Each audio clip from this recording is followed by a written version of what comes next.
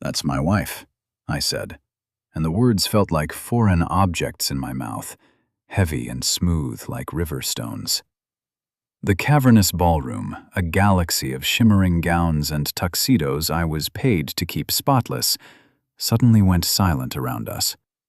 100 pairs of eyes, all worth more than my entire life's earnings, swiveled in my direction.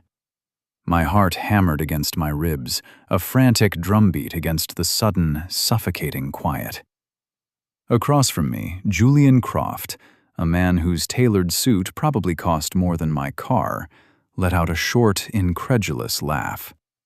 It was a cruel sound, sharp and dismissive, meant to slice a man in two. He looked me up and down, his gaze lingering on my ill-fitting, standard-issue black trousers and the faint, permanent stain of lemon-scented polish on my cuffs. I was a ghost made solid, a piece of the scenery that had suddenly spoken out of turn. "Your wife?" he repeated, turning the words over as if they were a particularly foul-smelling piece of trash he'd found on his marble floor. He gestured a manicured hand toward the woman standing beside him, the woman who was the reason for this entire impossible moment. Isabella Sterling. "You must be mistaken," Julian sneered, his voice dripping with condescension. "This is Isabella Sterling. She doesn't consort with the help." Isabella stood frozen between us. Her public face, the one I saw on the covers of business magazines in the lobby newsstand, was a mask of cool, impenetrable confidence. The Ice Queen, they called her. But I'd seen the other side. From the silent vantage point of my midnight rounds, pushing a cart of cleaning supplies through the deserted executive floor, I'd seen her. I'd seen her slumped over her vast mahogany desk, the weight of her empire pressing down on her slender shoulders. I'd seen her staring out the floor-to-ceiling window at the city lights, her expression not one of triumph, but of profound, aching loneliness. Right now, under the glare of Julian's attack and the scrutiny of the crowd, I saw that same woman. The mask was cracking. Her jaw was tight. Her shoulders were slumped just enough that it looked like she was holding herself together by sheer force of will, and her eyes, the color of a stormy sea, were filled with a desperate, hunted look. She was drowning. And I, for some reason I couldn't yet comprehend, had just thrown her an anchor made of lead. Before this night, my life had a rhythm as predictable and monotonous as the slow buffing of a marble floor. My world was small, contained within the four walls of my tiny apartment and the sprawling, empty shell of the Sterling Tower at night. My days were for sleeping and for staring at the mountain of debt that my father's long illness had left behind. It was a physical weight that lived in my head, a constant, dull pressure that made every decision for me. It was the reason I'd packed away my chisels and mallets, the smell of pine and wood glue from my father's workshop of fading memory. It was the reason I now smelled of ammonia and bleach. I was Leo, the night janitor, a shadow that tidied up the lives of more important people. My routine was my armor. Arrive at 11 post-meridium. Clock in. Start on the ground floor, working my way up. Lobbies first, then the lower office floors, saving the executive suites for the deepest hours of the night when the building was truly asleep. 30 floors of glass and steel, and I knew every inch of it, every scuff mark, every flickering fluorescent light. I knew that Mr. Henderson in accounting chewed sunflower seeds and always missed the trash can. I knew that the marketing team on the 17th floor had a secret stash of whiskey in a filing cabinet, and I knew that Isabella Sterling, the CEO, often didn't leave her office until I was starting my final sweep. I never spoke to her, of course. The chasm between our worlds was too vast. But I observed. I saw the half-eaten salads on her desk, the discarded heels kicked under her chair, the sheer exhaustion etched into the lines around her eyes when she thought no one was looking. I felt a strange, detached sort of empathy for her. She was a prisoner in her own castle.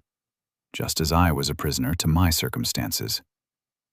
We were two solitary souls haunting the same building in the dead of night, separated by a universe of wealth and status. The debt was a beast with 1,000 teeth. It had started with a diagnosis, a word from a doctor that had shattered our simple life. My father, a man whose hands could create beauty from a block of wood, had hands that began to shake. The workshop fell silent.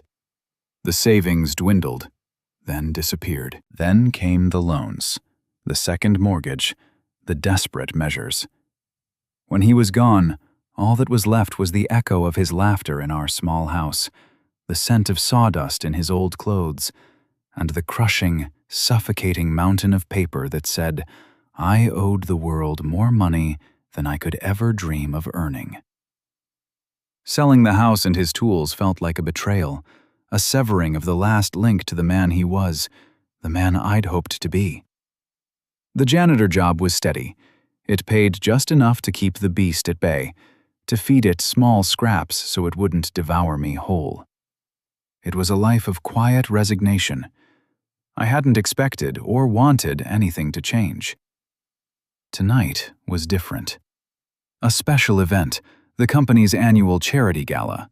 That meant all hands on deck. My supervisor had asked me to work the event, not as a janitor in my usual gray uniform, but as part of the support staff, which was a fancy way of saying I'd be clearing glasses and standing by with a dustpan in case a tipsy socialite dropped her champagne flute. It meant wearing a starchy white shirt and a black bow tie that felt like a tiny noose. The pay was a little extra, a few more scraps for the beast. I'd agreed without a second thought. From my post by a pillar near the service entrance, I had a perfect, invisible view of the whole charade. The forced laughter, the air kisses, the clinking of glasses. It was a performance, and I was part of the stage crew. Then Julian Croft had arrived. I knew of him from the hushed gossip of the other cleaning staff. Isabella's ex-husband, a man who had tried to gut the company during their divorce. He moved through the crowd like a shark, all teeth and predatory grace, leaving a wake of unease. He cornered Isabella near the grand staircase. His voice was low, but his posture was aggressive, leaning into her space. I couldn't hear the words, but I could see their effect. I saw her spine stiffen, her smile freeze and then vanish. I saw the color drain from her face. He was berating her, humiliating her in the most public way possible, under the guise of a private conversation. Something inside me, a long dormant protective instinct I didn't know I possessed, began to stir. It was the same feeling I used to get when I saw a bully in the schoolyard, a quiet, simmering anger. It wasn't my place, I knew that. My place was to be invisible, to blend into the wallpaper. My job depended on it. But I watched her, this woman I only knew through the artifacts of her late-night struggles, and I saw not a CEO, but a person being systematically torn down. He leaned in closer, his voice rising just enough for me to catch a phrase. Utterly incapable, just like your father. That was it. That was the spark. I saw her flinch, a barely perceptible tremor, but I saw it, and the world shifted on its axis. My feet were moving before my brain could issue a veto. I walked out from behind the pillar, my heart pounding a deafening rhythm in my ears. I threaded through a small group of people, my mind a complete, roaring blank. What was I doing? This was insanity. I was about to lose my job, the only thing keeping me afloat. But I couldn't stop. I reached them, stepping into the circle of tension that surrounded them. I put a hand, my calloused janitor's hand, gently on Isabella's arm. It was a crazy, unthinkable thing to do. She flinched, startled, and looked at me. Her eyes were wide with confusion and a flicker of fear. And that's when I said it. That's my wife. The silence that followed was the most profound I had ever experienced. It was a living thing, pressing in on me, amplifying the frantic thumping in my chest. I could feel Julian's disbelief morphing into a potent, simmering rage. He looked from me to Isabella and back again, a sneer twisting his handsome features into something ugly. "Is this some kind of joke?" he spat, his voice low and dangerous now. He looked at Isabella. "You hired an actor? Darling, this is a new low, even for you. How much is he costing you? I'll double it. Tell me, what's his name?" I didn't look at Isabella. I couldn't. I was terrified of what I would see in her eyes. Pity? Anger? The cold dismissal I deserved? I kept my gaze locked on Julian. I was an idiot. A complete and utter idiot who had just committed professional suicide for a woman who didn't even know his name. But now that I was here, standing in the eye of the storm, a strange calm washed over me. I had nothing to lose but a job I hated and a life I was barely living. "My name is Leo," I said, my voice steadier than I felt. "And you need to leave her alone." Julian threw his head back and laughed, a full-throated mocking sound that echoed in the silent hall. "Leo," he repeated, savoring the name. "Leo the... what are you, exactly? The valet? The busboy?" "It doesn't matter what I am," I replied, my grip on Isabella's arm unconsciously tightening, a gesture of reassurance I had no right to make. "What matters is that you're making a scene, and you're upsetting my wife." There it was again, that word. Wife. Each time I said it, it felt a little more real, a little less insane. A lie, but a shield. Before Julian could retort, Isabella moved. It was a small movement, but it changed the entire dynamic of the scene. She shifted her weight, turning slightly towards me and away from him. She didn't pull her arm away. Instead, her hand came up and rested on top of mine. It was a small, almost imperceptible gesture, but it was a choice. She was choosing my side in this absurd tableau. The warmth of her skin against the back of my hand was like a jolt of electricity. "He's right, Julian," she said, her voice a little shaky but gaining strength with every word. It was the voice I'd heard on conference calls and news reports, cool, controlled, and utterly decisive. The Ice Queen was back, but this time she was standing with me. "You're causing a scene. It's time for you to leave." Julian stared at our joined hands, his face a mask of pure fury and astonishment. He looked at me as if I were a cockroach that had just recited Shakespeare. The gears were turning in his head, trying to process this impossible reality. He couldn't reconcile the image of Isabella Sterling, the formidable corporate titan, with this nobody, this janitor. "You," he seethed, pointing a finger at me. "I don't know what game you're playing, but it's over." He turned his venom back to Isabella. "And you'll regret this. I promise you." With one last withering glare, he turned on his heel and stormed away, the crowd parting before him like the Red Sea. As he disappeared, the spell was broken.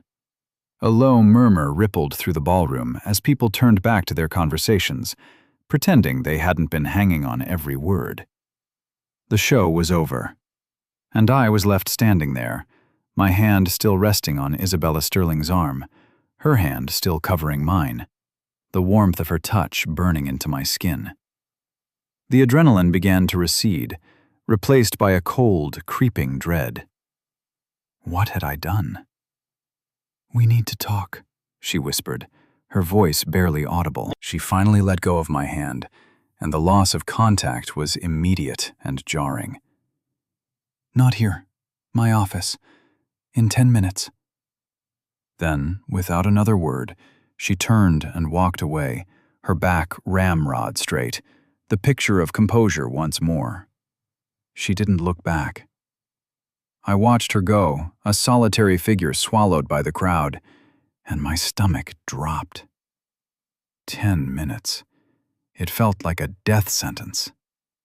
The 10-minute walk from the ballroom to the executive elevator and up to the 30th floor was the longest journey of my life. Each step echoed in the silent, opulent hallways I normally only traversed with a mop and bucket. My reflection in the polished marble walls was a stranger, a man in a cheap, borrowed bow tie who had just committed an act of spectacular, career-ending madness. My mind raced, replaying the scene over and over. The sneer on Julian's face, the weight of Isabella's hand on mine, the utter absurdity of the words, "my wife." Typical. The one time in my life I acted on impulse, the one time I did something that wasn't dictated by caution and fear, and it was to defend a billionaire CEO from her billionaire ex-husband. A problem so far removed from my own reality, it might as well have been happening on another planet. And my solution? To detonate a bomb in the middle of my own life. I was going to be fired. That was a certainty. Best case scenario, I'd be escorted out by security and told never to set foot in the building again. Worst case, Julian Croft would make it his personal mission to ensure I never worked in this city again. I stepped out of the elevator onto the executive floor. It was a different world up here. The air was still and smelled faintly of expensive leather and something clean and floral. My footsteps were silenced by the plush, dark gray carpet. The only sound was the low hum of the building's climate control. Her office door was at the end of the hall, a pair of imposing double doors made of dark, polished wood. They were slightly ajar. Taking a deep breath that did nothing to calm the frantic hummingbird in my chest, I pushed the door open and stepped inside. The office was just as I knew it from my nightly cleanings, yet completely different with her in it. The vast space was dominated by a sleek, modern desk and the glittering panorama of the city skyline through the floor-to-ceiling windows. She was standing by the window, her back to me, staring out at the river of lights below. She had taken off her suit jacket, and in her simple silk shell, she looked smaller, more fragile than her powerful reputation allowed. "Close the door," she said, her voice quiet but firm. It didn't carry the anger I was expecting. It carried a weariness that was all too familiar to me. I did as she asked, the soft click of the latch sounding like a gunshot in the silent room. I stood there, just inside the door, feeling like a truant schoolboy called to the principal's office. My hands felt huge and clumsy. I didn't know what to do with them, so I just clasped them behind my back. "I'm sorry," I said, the words rushing out. "Miss Sterling, I am so sorry. I don't know what I was thinking. It was unprofessional, and I overstepped. I'll clear out my locker. You won't have any more trouble from me." She turned from the window, and for the first time, I was seeing her up close without the filter of distance or the chaos of a crowded ballroom. The Ice Queen mask was gone completely. Her face was pale, and there were faint, dark circles under her eyes that her makeup couldn't quite conceal. She looked tired, so incredibly tired. "What's your name again?" she asked, her voice soft. Leo Kowalski." She nodded slowly, as if committing it to memory. "Leo Kowalski," she repeated. She walked over to her desk, not to sit behind it in a position of power, but to lean against the front of it, crossing her arms. It put us on a more even level, a deliberate choice that surprised me. "You work here, in the building?" It wasn't a question. "Yes, ma'am. Night janitor. For the past 3 years." A flicker of something, recognition perhaps, passed through her eyes. "I've seen you," she said. "Late at night, with the cart." My stomach tightened. I had prided myself on being invisible. "I try not to disturb you." "You don't," she said simply. A small, humorless smile touched her lips. "Sometimes you're the only other person in the entire building. It's strangely comforting, knowing I'm not the only one burning the midnight oil." This was not the conversation I had anticipated. I was braced for fury, for termination, for security guards, not for this. This quiet, strange confession. I just stood there, mute, unable to process the shift. "Why did you do it, Leo?" she asked, her gaze direct and searching. "Downstairs. Why did you step in?" I thought for a moment, searching for an answer that made sense. The truth felt too simple, too naive for a world like hers. "He was hurting you," I said finally. "His words. And no one else was doing anything." She held my gaze for a long moment, and I felt like she was looking right through me, weighing and measuring not my words, but the intent behind them. She seemed to be searching for an angle, a hidden motive, some calculation on my part. She wouldn't find one. My actions were born of pure, uncalculated impulse. A foolish, noble, stupid impulse. "You have no idea what you've done, do you?" she said, but there was no malice in it. It was a statement of fact. "I think I have a pretty good idea," I said, my self-deprecating humor kicking in as a defense mechanism. "I'm about to become intimately familiar with the city's unemployment office." She didn't smile. Instead, she pushed off the desk and walked towards the small seating area in the corner of the office, 2 plush armchairs and a low coffee table. I had polished that table not 6 hours ago. She sank into one of the chairs. She looked exhausted, her shoulders slumping as if the strings holding her upright had finally been cut. "Julian is my ex-husband," she began, her voice flat. "We are also business rivals. He has been trying to force a merger between our companies for years, which is a polite way of saying he wants to swallow my father's legacy whole and pick his teeth with the bones. He's been looking for leverage, any weakness he can exploit." She paused and looked up at me, her stormy eyes pinning me in place. "There's a clause, a ridiculous, archaic morality clause in a major international distribution contract I'm trying to secure. It was Julian's father who put it on the board of that company years ago. It requires the sterling CEO to be in a stable, traditional domestic partnership to project an image of reliability. It's insane, it's sexist, and it's a legal loophole Julian has been planning to use to challenge my fitness as CEO and torpedo the deal." My head was spinning. This was so far beyond my pay grade, beyond my comprehension.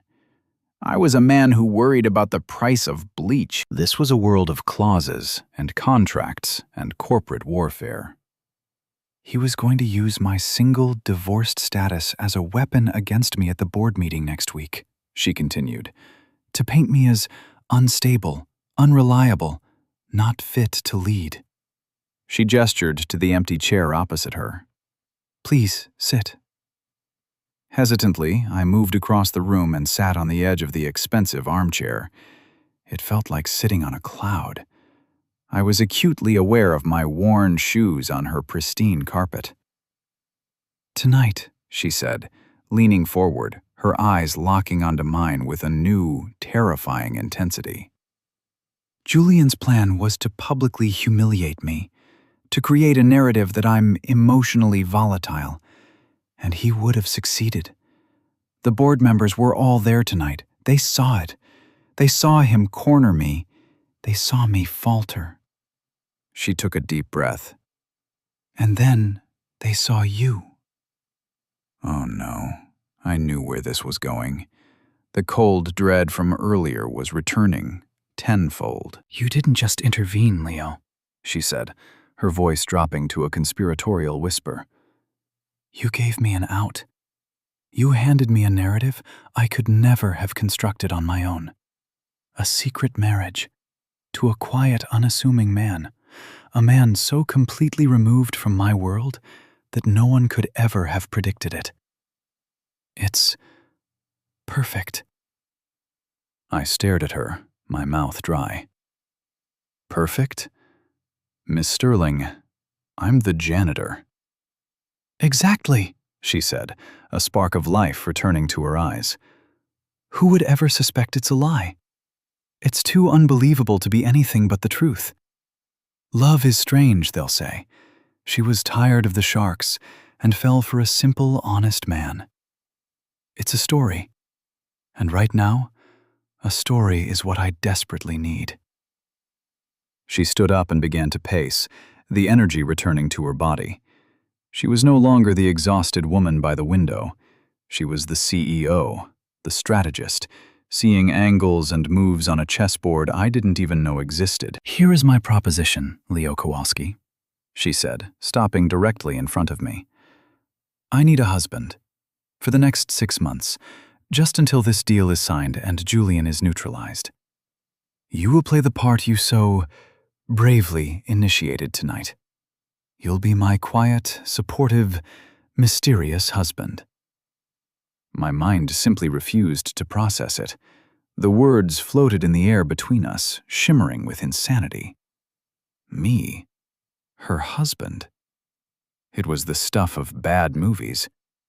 You'll have to move out of your apartment, of course. We'll need to live together, for appearances. There will be public events, dinners, a few carefully staged photo opportunities. You'll have to quit your job.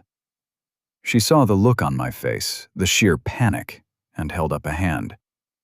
Which brings me to your end of the bargain. She walked to her desk, opened a drawer, and pulled out a single folder. She laid it on the coffee table in front of me. I know who you are, Leo. My head of security is very thorough. I know about your father. I know about the medical bills. I know the exact amount of your debt, down to the penny. My shame felt like a hot flush climbing up my neck. My private burden, my deepest failure, laid bare on a sheet of paper in her pristine office. Pretend to be my husband for 6 months, she said, her voice now cool and transactional. See this through with me. At the end of the term, I will write you a check that will erase every single dollar of that debt. You'll be free. You can go back to your life, buy a new workshop, do whatever you want. You'll have a clean slate. I stared at the folder. A clean slate. The words echoed in the empty spaces of my life. No more scraping by. No more choosing between paying the electric bill and buying decent food. No more feeling the weight of my father's memory as a burden instead of a blessing. The freedom was a tangible thing, a beautiful, impossible dream, and the price was a lie. A 6-month lie. To live in a world I didn't belong in, next to a woman who was using me as a pawn in a game I didn't understand. It was a devil's bargain. Why me? I whispered, looking up at her. You could have anyone. You could hire a professional actor who would be much better at this. Her expression softened for a brief moment. Because a professional actor wouldn't have done what you did tonight. He would have been calculating the risk, the reward. You just acted. You saw someone in trouble, and you helped. There was no angle. It was honest. That's a quality that's hard to fake, and it's the one thing they'll believe. They'll believe you because you're not one of them. She was right. I wasn't one of them. Not even close. I thought about the smell of the cleaning chemicals that clung to my clothes. I thought about the ache in my lower back that was a constant companion. I thought about the stack of red-lettered envelopes on my kitchen counter. Then I looked at her, at the desperation carefully hidden behind her CEO facade, a desperation I recognized because I lived with my own version of it every single day. We were both in a cage, just made of different materials. I took a slow breath. the air in the expensive office feeling thin and strange. "Okay," I said, the word barely a whisper. "Okay, I'll do it." The first casualty of my new, utterly bizarre life was my apartment. The next morning, a team of discreet movers, who looked more like special ops agents in polo shirts, descended on my small, cluttered space. They packed my few belongings with an unnerving efficiency. My worn armchair, my small collection of books, my father's old toolbox. Each item was wrapped and catalogued as if it were a precious artifact, Isabella had insisted. "We have to build a believable backstory," she'd explained over the phone, her voice all business. "The narrative is that we've been seeing each other secretly for months. You moved in with me last week. We need to merge our lives. Your things need to be at the penthouse." The penthouse. The words sounded ridiculous in my head. I was a man whose primary residence for the past 3 years had been a third-floor walk-up with questionable plumbing and a view of a brick wall. Now my home was a glass palace in the sky, occupying the top 3 floors of the Sterling Tower itself. When I arrived, carrying a single cardboard box containing the things I didn't trust the movers with, a framed photo of my parents, my father's favorite chisel, a half-finished carving of a small bird, I felt like I had stepped onto a movie set. The private elevator opened directly into a living space so vast and white, it felt like being inside a cloud. The furniture was sparse and elegant.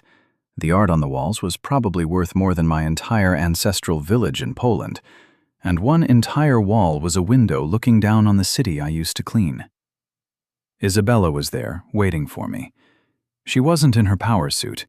She was wearing simple black leggings and a soft gray sweater, her hair pulled back in a loose ponytail. She looked younger, more approachable. She also looked deeply uncomfortable. "Welcome home," she said, and the words hung awkwardly in the air between us. A woman in a crisp uniform appeared at her elbow. "This is Maria," Isabella said. "She manages the household. She'll show you to your room." My room, not our room. A small but significant detail. Maria, a kind-faced woman with knowing eyes, led me down a long hall to a bedroom that was larger than my entire old apartment. It had its own bathroom, a walk-in closet the size of a small garage, and a bed that looked like you could land a helicopter on it. "If you need anything, Mr. Kowalski, please let me know," Maria said, with a polite smile that didn't quite reach her eyes. She knew. Of course she knew this was a sham. "Leo," I corrected her gently. "Just Leo. And thank you." She nodded and left, leaving me alone in the opulent silence. I walked over to the window. From here, I could see the roof of my old apartment building. It looked small and insignificant. I felt a sudden, sharp pang of homesickness for the chipped paint and the rattling radiator. This place wasn't a home. It was a museum. Cold, beautiful, and sterile. I placed the box on the dresser and took out the photo of my parents. They were smiling, squinting into the sun at a picnic from long ago. They looked happy and uncomplicated. I set the frame on the bedside table. It looked absurdly out of place next to the sleek minimalist lamp. Then I took out the half-finished carving. The small wooden bird felt warm and real in my hand. I ran my thumb over the smooth, unfinished wood. It was a tangible link to a life that felt 1,000,000 miles away now. A life where I knew who I was. Later that evening, the first real test came. It was a small dinner party. "Just a few key board members and their spouses," Isabella had said. "We need to solidify the narrative. Let them see us together in a domestic setting." Domestic. Right. The dinner was catered by a team of chefs who set up a temporary kitchen in her main kitchen, which was separate from the other, smaller kitchen. I was given a suit to wear, a dark, expertly tailored thing that felt like a costume. Isabella had looked me over before the guests arrived, a critical frown on her face. "You look good," she said, as if the words surprised her. She was wearing a simple, elegant dark blue dress. She looked breathtaking, and the thought that anyone in this room would believe she was with me was laughable. "We need a story," she said, her voice low and urgent. "How we met. Keep it simple. We met at a charity auction. You're a custom furniture designer, a craftsman." She gestured vaguely at my hands. "It's believable. We fell in love. It was a whirlwind. We wanted to keep it private." A furniture designer, a craftsman. She was giving me back a piece of the identity I had lost.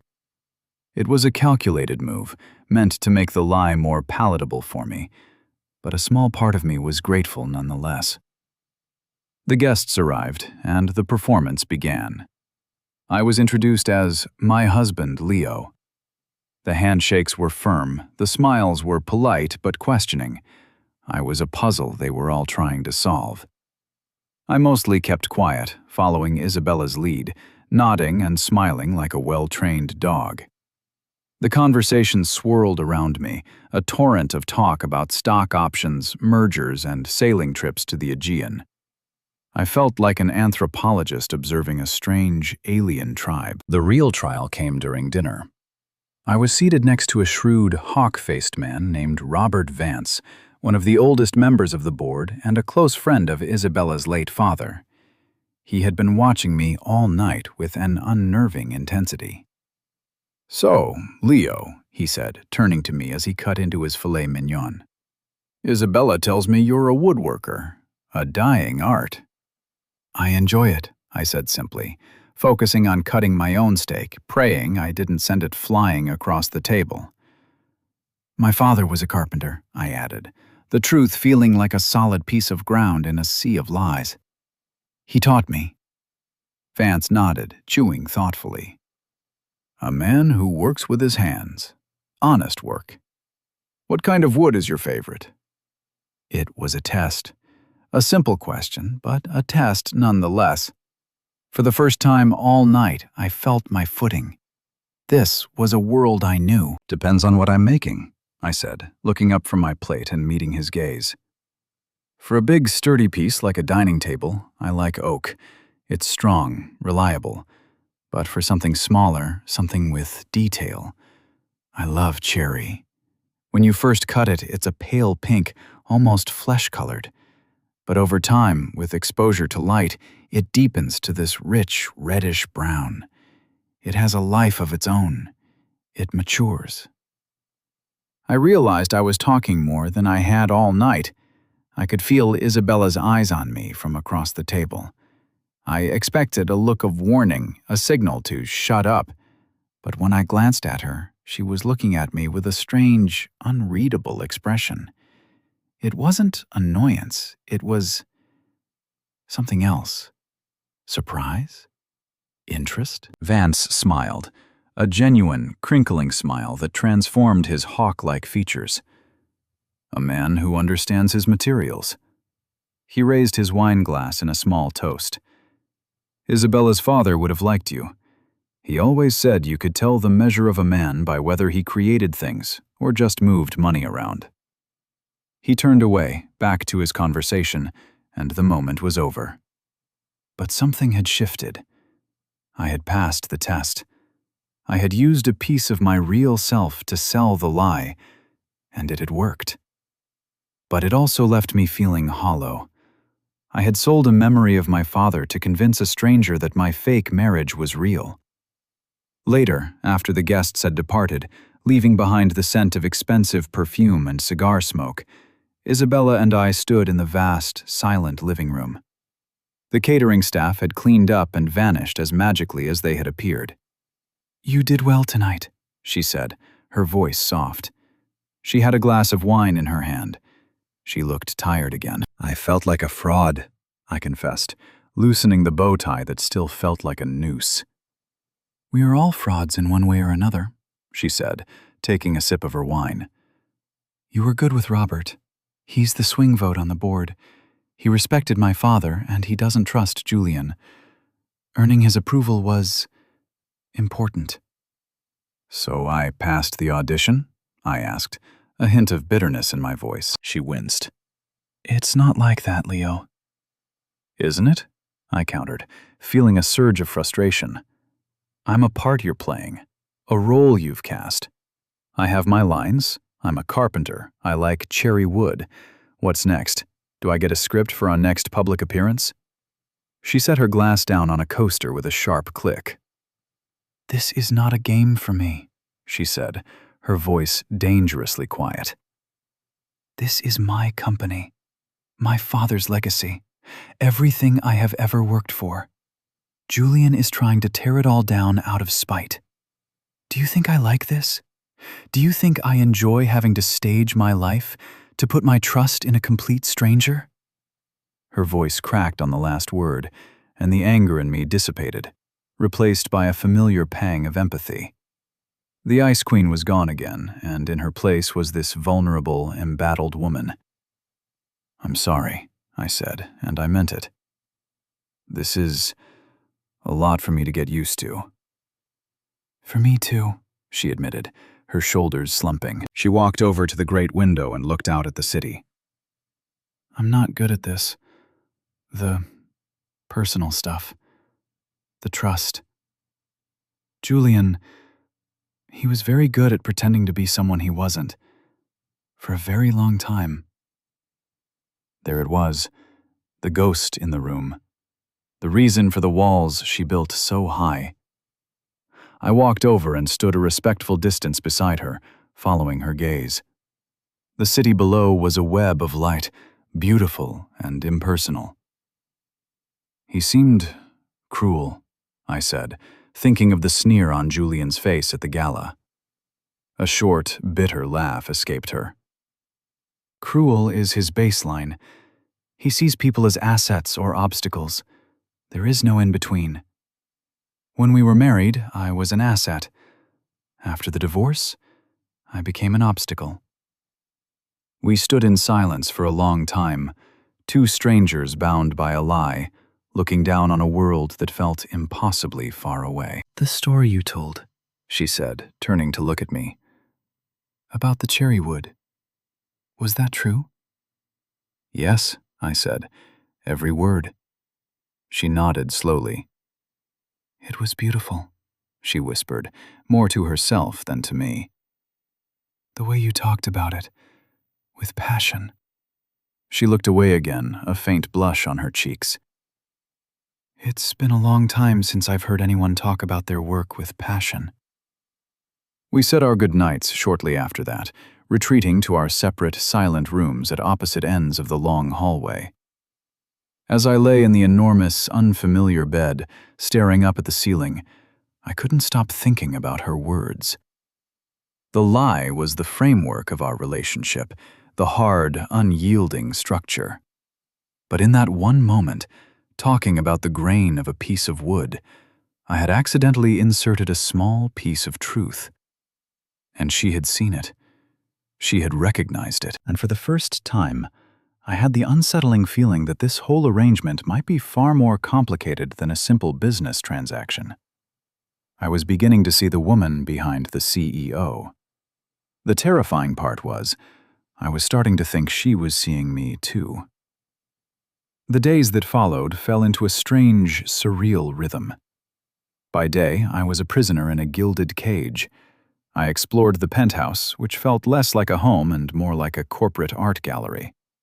I found a small, unused service room off the kitchen, a forgotten space with a single window and a concrete floor. It was meant for storage, but to me, it was an oasis. I asked Isabella if I could set up a small workshop in there. She looked at me, perplexed, as if I'd asked permission to build a bonfire in the living room. A workshop? She'd repeated. Here? Just a small bench, I explained. For carving. My hands, they get restless. She'd hesitated, then nodded. Fine, as long as it's not dusty. The next day, my father's toolbox and a professional-grade workbench were delivered. Setting it up in that small gray room was the first time I felt a sense of belonging in that entire place. the smell of pine and wood glue from a small project I started, another bird, more detailed this time, was a welcome antidote to the sterile, floral scent that permeated the rest of the penthouse. It was my corner of reality in a world of make-believe. Our evenings were for the performance. We attended a charity auction, a theater opening, and several more formal dinners. We played our parts. I was the quiet, artistic husband. She was the brilliant CEO who had found an unlikely, grounding love. We developed a shorthand, a system of subtle cues. A slight pressure on my arm meant, smile and look adoring. A quick glance meant, let me handle this. A tap of her finger on her wine glass meant, we need to leave now. We were becoming a team, a well-oiled machine for manufacturing a believable relationship. The press, fed by Isabella's expert PR team, was eating it up. We were a curiosity. The Ice Queen and the Craftsman, one gossip column had dubbed us. They printed a picture of us at the park, one of our staged dates. I was pushing her on a swing, a moment of forced whimsy that felt utterly ridiculous at the time. But in the photo, caught in a candid moment, we were both laughing. I couldn't remember what we were laughing about, probably the sheer absurdity of it all. But the image was convincing. It looked real. The awkwardness between us began to thaw, replaced by a kind of comfortable camaraderie. We would have debriefing sessions after each event, sinking into the armchairs in her office within the penthouse, sometimes with a glass of wine for her and a cup of tea for me. We'd dissect the night, analyze the conversations, and plan our next moves. But slowly, the conversations started to drift. One night, after a particularly grueling dinner with a group of international investors who had grilled me about my portfolio of woodwork, I found her in the kitchen. Not the big show kitchen, but the smaller, more functional one. She was trying to make a cup of tea, fumbling with the box. "Let me," I said, gently taking the box from her. I filled the kettle, found her favorite peppermint tea, and located the honey. It was a simple, domestic act, but it felt significant. She leaned against the counter, watching me. "You know your way around this kitchen better than I do," she commented. "I've had more time to explore," I said, pouring the hot water into her mug. I handed it to her, and our fingers brushed. A tiny spark, a jolt of awareness. I pulled my hand back quickly. "Thank you," she said, her voice soft.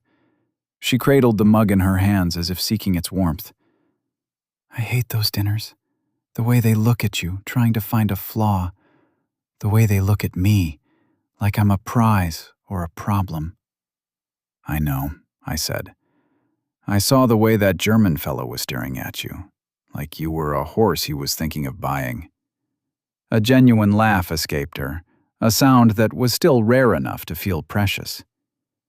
"Hans Gruber? Yes, that's exactly what it's like. He wants to know if I have good teeth and a strong back." We stood there in the quiet kitchen, the city lights twinkling outside the window. The pretense had fallen away. We weren't the CEO and her fake husband. We were just two people, tired at the end of a long day, sharing a quiet moment. "Why do you do it?" I asked, my curiosity getting the better of me. "The company. It's so much pressure. It seems to be costing you everything."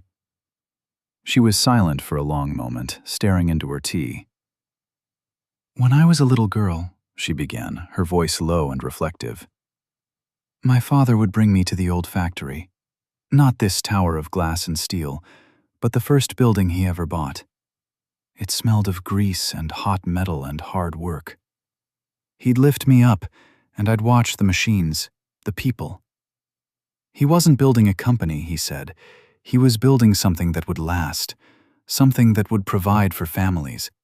For people like, well, for people." She looked up at me, and her eyes were shining with unshed tears. "He loved it. He loved the act of creation. Julian, he just sees numbers on a page. He wants to strip it for parts, sell off the assets, and walk away with a profit. He doesn't understand that it's a living thing, that people's lives are tied to it. I'm not just protecting a company, Leo. I'm protecting my father's dream. I'm protecting those families. In that moment, I understood. I understood the weight she carried, the fire that drove her. It was the same fire that had driven my own father to get up every morning and walk into his workshop. It was the love of the work, the pride in creation. She wasn't just a suit. She was a builder, just like him. Just like me. It was the feeling seen moment, but in reverse. For the first time, I truly saw her. I get it, I said, my voice thick with emotion. I get it. She gave me a small, watery smile. I thought you might. The real test of our manufactured reality, however, came not from a boardroom, but from the produce aisle of a grocery store. It was a Saturday morning. Isabella, in a rare moment of spontaneity, had declared that the penthouse felt too sterile and that she wanted to cook a real meal. Like a normal person, she'd said. I had my doubts about her definition of normal, but I found the idea endearing. So there we were, at a high-end organic market, surrounded by people in yoga pants and expensive sneakers. Isabella was wearing a baseball cap and sunglasses, her attempt at a disguise, which only made her look more like a celebrity trying not to be noticed. I was pushing the cart, feeling more at home than I had in weeks. This was familiar territory. She was intensely studying a display of artisanal cheeses when a smooth, venomous voice cut through the air. Well, well, look what we have here. Playing house, are we? We both froze. It was Julian. He was standing there, dressed in a cashmere sweater that probably cost more than the entire contents of my shopping cart, a smug, predatory grin on his face. He looked me up and down with open contempt. Shopping for your own groceries, Izzy? How provincial. And you brought your handyman? Does he fix your plumbing, too? Isabella's hand, which had been reaching for a wedge of brie, clenched into a fist. Her face went pale. I could feel the old fear and humiliation washing over her. The bully was back on the playground. But this time was different. I wasn't standing on the sidelines. I wasn't just a janitor anymore. I was playing a part. My part. I stepped forward, positioning myself slightly in front of her, a subtle shield. I met Julian's gaze, my expression calm. I didn't say a word. I just looked at him, my silence a deliberate counterpoint to his oily charm. What's the matter? Cat got your tongue?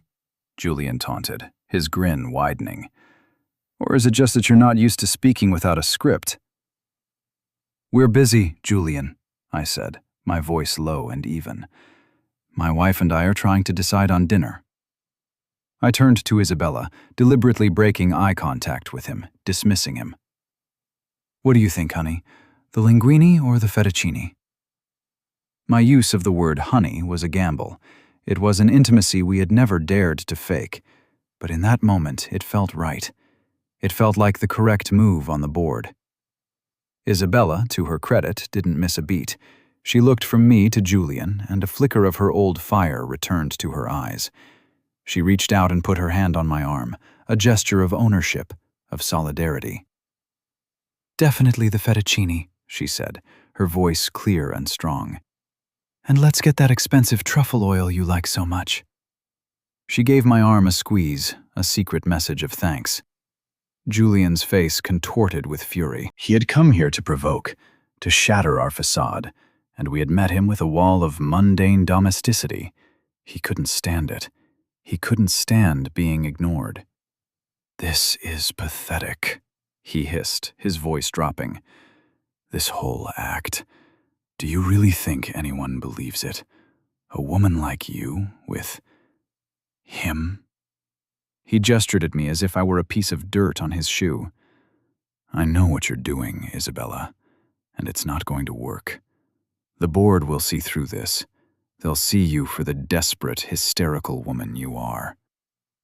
"The only one who looks desperate here is you, Julian," Isabella said, her voice like ice. "Following me into a grocery store on a Saturday. It's rather sad. Now, if you'll excuse us, my husband and I have a dinner to plan." With that, she turned her back on him completely.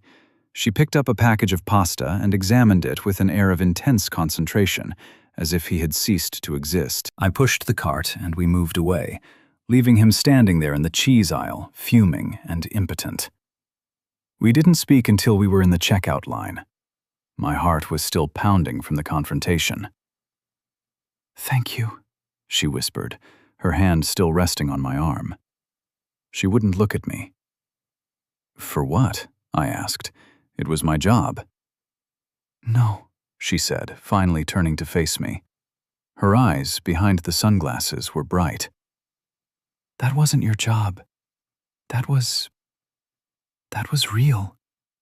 You defended me. You defended us."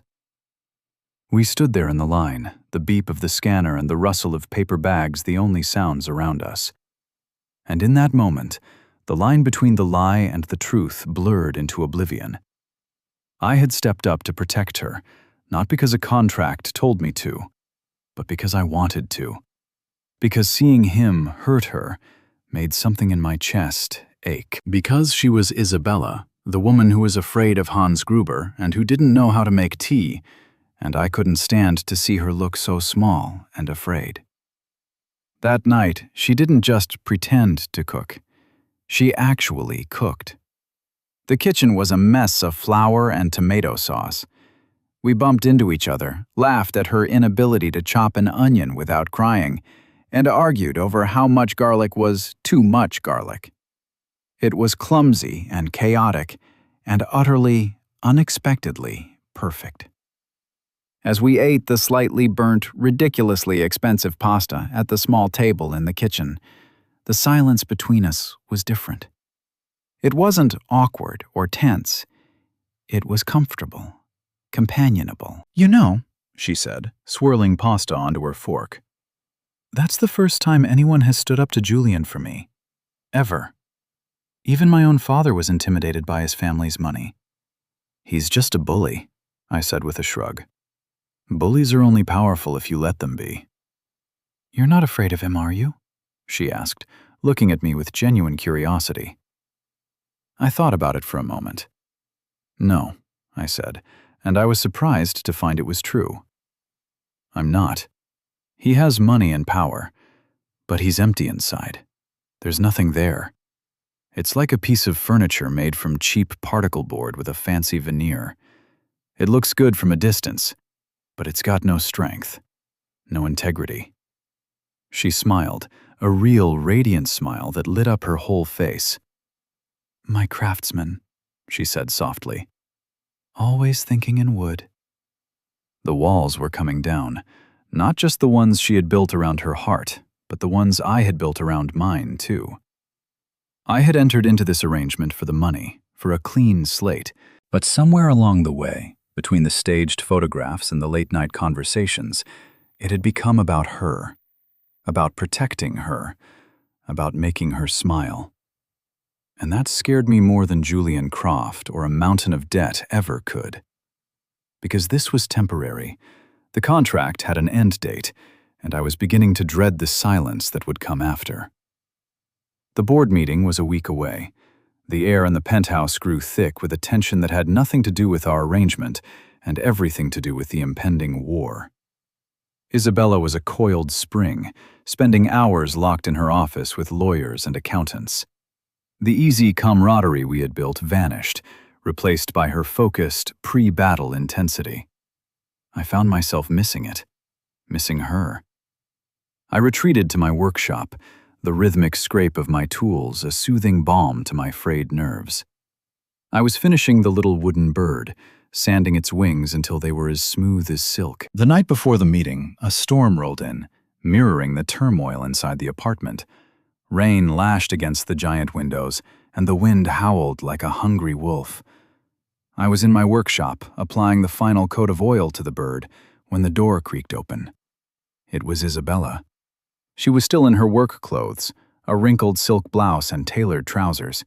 Her hair was a mess, her makeup was smudged, and her face was streaked with tears. The Ice Queen had completely melted. She looked broken. "I'm going to lose," she whispered, her voice raw. "He has something.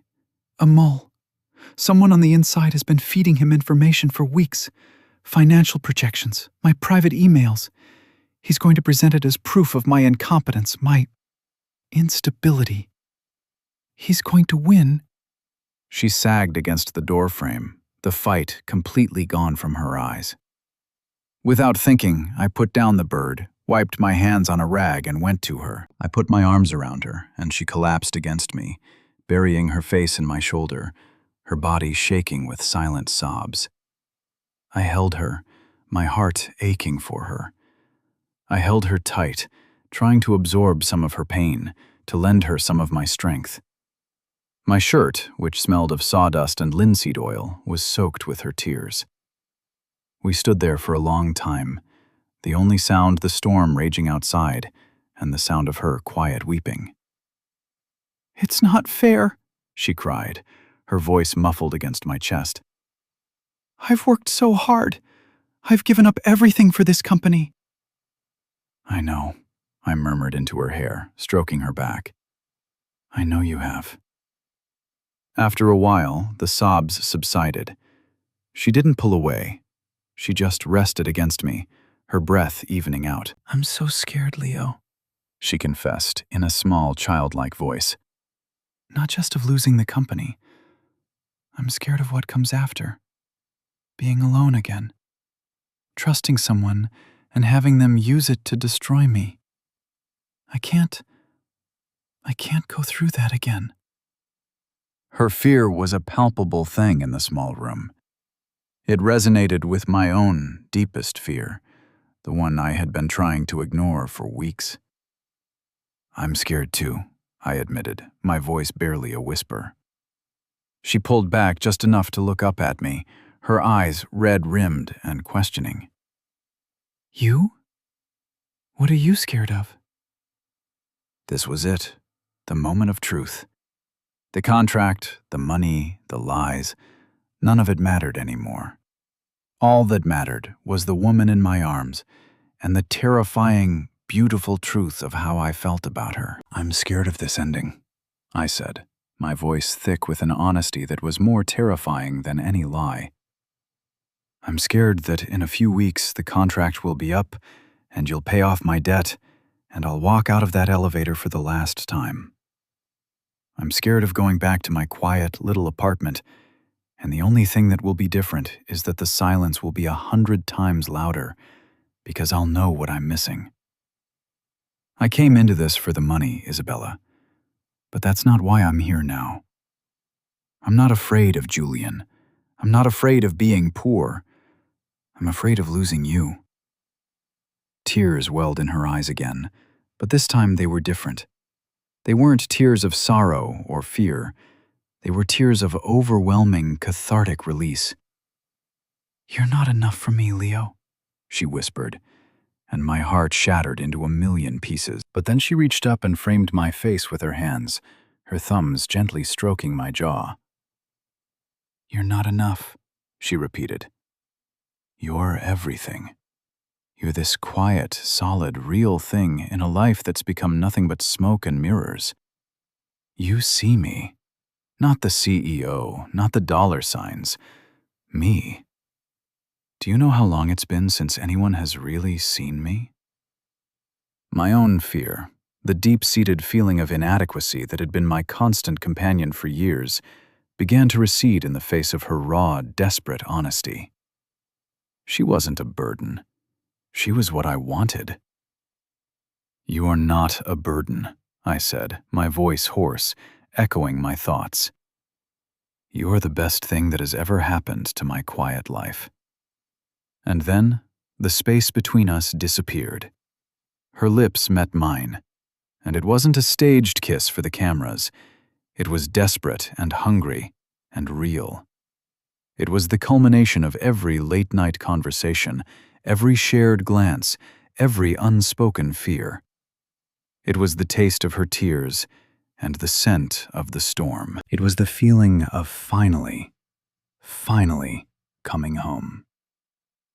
In the safety of my small workshop, surrounded by the honest scent of wood and the howling of the wind, our fake relationship died, and something real and terrifying and beautiful was born. The next morning the storm had passed. The city looked scrubbed clean, and the sun shone with a hopeful, watery light. We walked into the Sterling Tower boardroom together, hand in hand. There was no more pretense. This was real. The room was a sea of dark suits and grim faces. Julian was at the head of the table, looking smug and triumphant.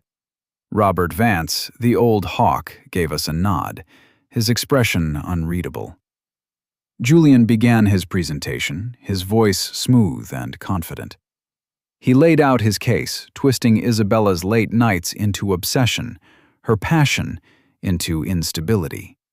He presented emails taken out of context and financial charts with downward trending arrows. He was painting a picture of a company in chaos, led by a woman on the verge of a breakdown.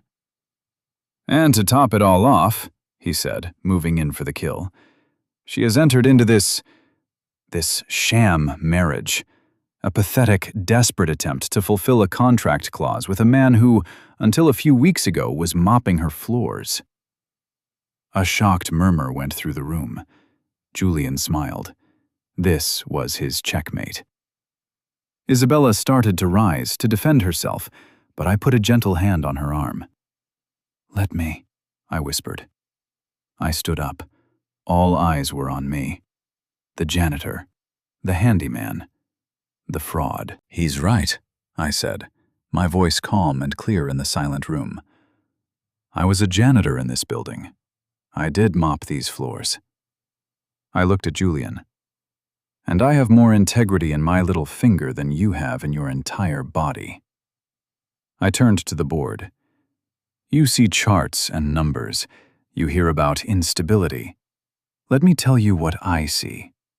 I see a woman who stays in her office until 3 in the morning, not because she's unstable, but because she wants to personally review the pension plans to make sure the people who work for her are taken care of. I see a woman who drinks peppermint tea when she's stressed, and who falls asleep with financial reports on her chest, because she carries the weight of this entire company on her shoulders." I walked over to the window. "Look out there." My father was a carpenter. He taught me that you build things to last. You build them with good materials, with honesty, and with respect for the work. This company? This is what Isabella is building. Julian wants to tell you she's unstable. I'm telling you she is the strongest, most decent person I have ever met. She fights for this company, and she fights for its people every single day. I paused, my gaze sweeping across the stunned faces. "As for our marriage, you can believe it's a sham if you want. But I love her. I love her because she is brilliant and passionate and because she has a good heart. And that has nothing to do with any contract, and it has everything to do with who she is. If that's not stable enough for you, then so be it." I sat down, my heart hammering. The silence in the room was absolute. Then, Robert Vance cleared his throat. He looked at Julian, his eyes cold as ice. "Julian," he said, his voice gravelly. "I knew Isabella's father for 40 years. He would have been prouder of her today than ever before. And he would have hated your guts." He looked around the table. "I vote in favor of Isabella Sterling continuing as CEO. All in favor?" One by one, hands went up around the table. It was unanimous. Julian sat there, his face ashen, his smug confidence shattered. He was defeated. The threat was neutralized. Later that day, back in the penthouse, the afternoon sun streamed through the windows. The contract, the one that had started this whole insane journey, lay on the coffee table between us. Its term wasn't up, but its purpose was served. Isabella looked at it, then at me. "The deal is fulfilled," she said softly. "I owe you." She gestured to the folder containing the details of my debt. I reached out and took the contract. Then I slowly and deliberately tore it in half, then in quarters, and let the pieces fall onto the table. "I don't want the money, Isabella," I said. "Not if it's the price of leaving. I don't want a clean slate. I want this." I took her hand. "I want us. The messy, complicated, real us." Tears welled in her eyes, the happy kind. "Are you sure? You could have your old life back, your workshop, your freedom." I smiled, bringing her hand to my lips and kissing her knuckles. "My workshop is in the service room down the hall," I said. "And I've never felt more free in my entire life." And so our new chapter began, not with a contract or a lie, but with a choice.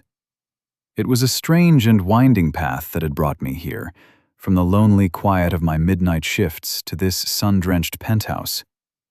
I had started this journey as a man who felt invisible, a janitor who thought his only purpose was to clean up after other people's lives. I'd told a lie at a party. "That's my wife," to protect a woman I barely knew, and in doing so, I'd found my truth. I had learned that strength isn't about power or money, but about integrity. And I had learned that love isn't found in grand gestures, but in quiet moments, in seeing someone for who they truly are, and in having the courage to stand by them, no matter what. Looking at Isabella, her hand in mine, I knew my life was just beginning. We were at the start of something real, something we would build together, something that would last.